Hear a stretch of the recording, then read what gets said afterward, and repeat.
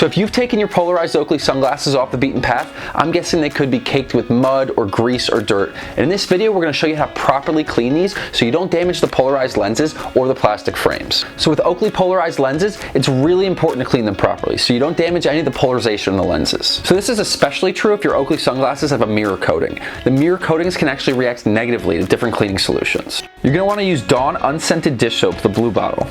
And make sure to avoid any soap with added lotions. Any additives can cause damage to your lenses.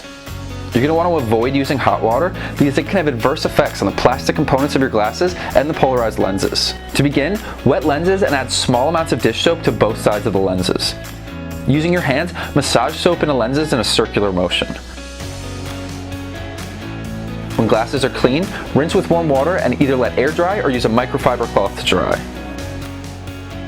So that's it. Just follow these steps and your Oakleys will be back to looking like brand new.